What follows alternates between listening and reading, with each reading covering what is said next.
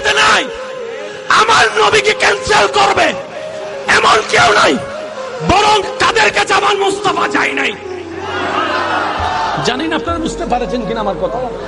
আমার নবীকে না বলার ক্ষমতা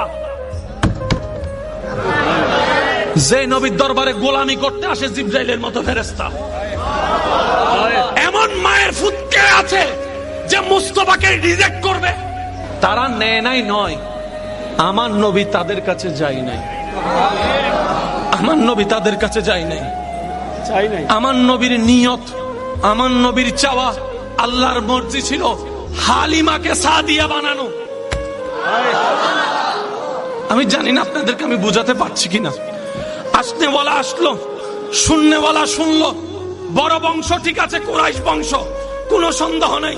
কিন্তু যখন শুনে বাবা নাই, অনেক মেয়ের আজকাল বিয়ে হয় না বাপ না থাকার কারণে, বাপ না থাকার কারণে বিয়ে হয় না। আপনার সমাজ আপনি দেখলে বুঝতে পারবেন। নিব না কেন? ওই বাচ্চার বাপ নাই, ইনকাম আমাদের ভালো হবে না।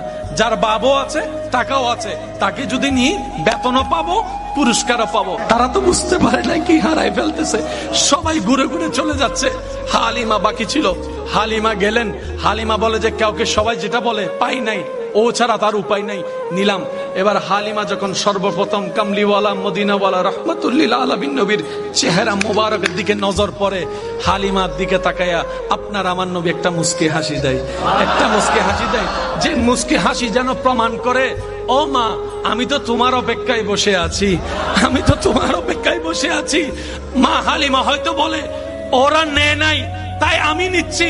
নবী বলে যে না রে হালিমা না, আমি তাদের কাছে যাই নাই, আমি তাদের কাছে যাই নাই। যে মুস্তাফা আঙ্গুল তুললে চাঁদ খেলতে শুরু করে, সেই মুস্তাফাকে রিজেক্ট করার ক্ষমতা পৃথিবীতে কারো নাই।